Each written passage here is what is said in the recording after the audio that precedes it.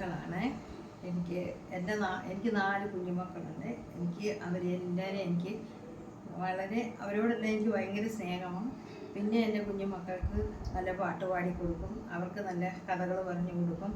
അവർക്ക് എൻ്റെ കൂടെ കിടന്നുറങ്ങുക, 2 പേർക്കും എൻ്റെ കൂടെ കിടന്നുറങ്ങുന്നതാണ് ഭയങ്കര ഇഷ്ടം. പിന്നെ അവരോട് ഞാൻ എപ്പോഴും പറയും, അച്ഛനെയും അമ്മയും അതുപോലെ പ്രായമുള്ള എല്ലാ അപ്പച്ചനമ്മമാരെയും എല്ലാം ബഹുമാനിക്കണം.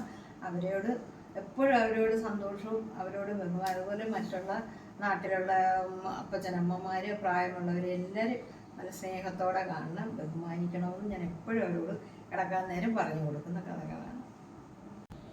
ഹലോ കൂട്ടുകാരെ, ഇതാണ് എൻ്റെ അച്ഛമ്മ. അച്ഛമ്മ എൻ്റെ കൂടെ കിടക്കും, പഴയ കഥ പറഞ്ഞു തരും, പാട്ട് പാടിത്തരും. അച്ഛമ്മ എനിക്ക് ഫുഡ് വാരിത്തരും. തിരുവനന്തപുരത്ത് അപ്പച്ചനും അമ്മച്ചിയുമാണ്. അവധി കിട്ടുമ്പോഴേക്കും ഞങ്ങൾ പോകും.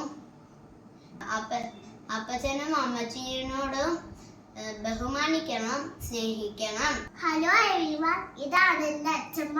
അച്ഛമ്മ എൻ്റെ കൂടെ കിടക്കും, പിന്നെ എനിക്ക് പാട്ട് പാടിത്തരും, കഥ പറയും. പിന്നെ അച്ഛമ്മ പാല് മേടിച്ചോണ്ട് എനിക്ക് കുടിക്കാൻ തരും.